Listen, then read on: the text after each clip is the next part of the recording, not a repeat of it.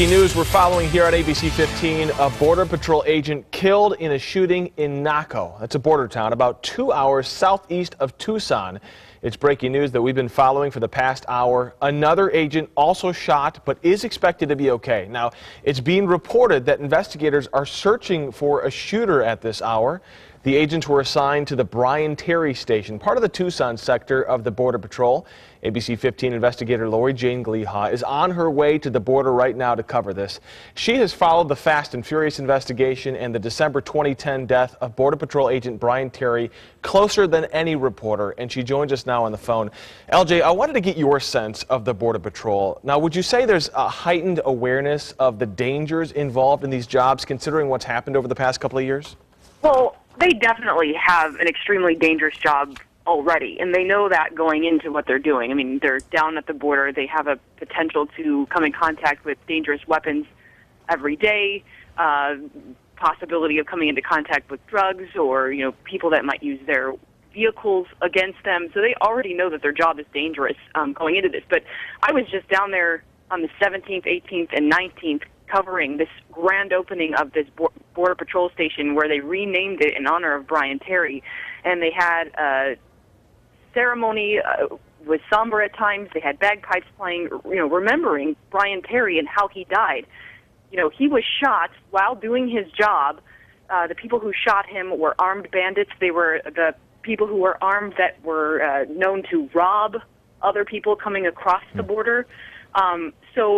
And they actually said at the time of this grand opening of the ceremony, we hope that when people read this name, when they come to work here, that this reminds, agents, current agents, past agents, and future agents about the dedication and commitment we have, but also the dangers of our job.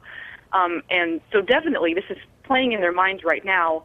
And I'm sure this is going to be even more devastating, especially that they just opened this facility in honor of a fallen agent. And apparently this is the facility where these two agents that were involved in this shootout apparently worked out of. And I can show you a map to give people a better idea of exactly where this is, about 2 hours outside of the Tucson area. Naco we're talking about. And this area, Lori Jane, is this a drug corridor? Is this one of the main thoroughfares that they have to combat along the border?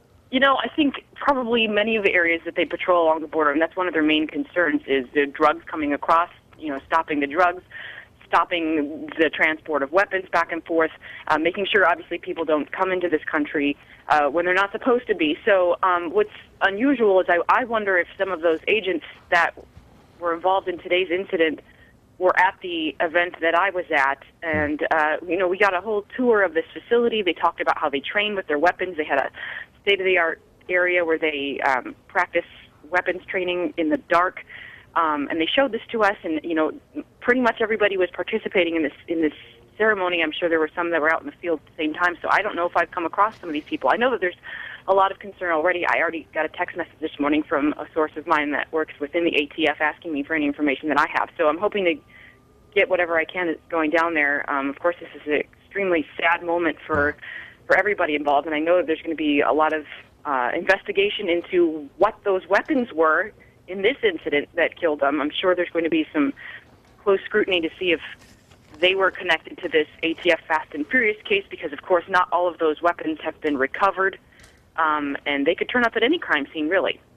ABC 15 investigator Lori Jane Gleha on the phone with us, and she has been following the Fast and the Furious investigation, the death of Agent Brian Terry, for the past couple of years, and has broken several details on the Fast and Furious investigation. And we know you've got some work to do as she heads down to the border to cover this latest shooting that we're hearing about this morning, so we'll let you go.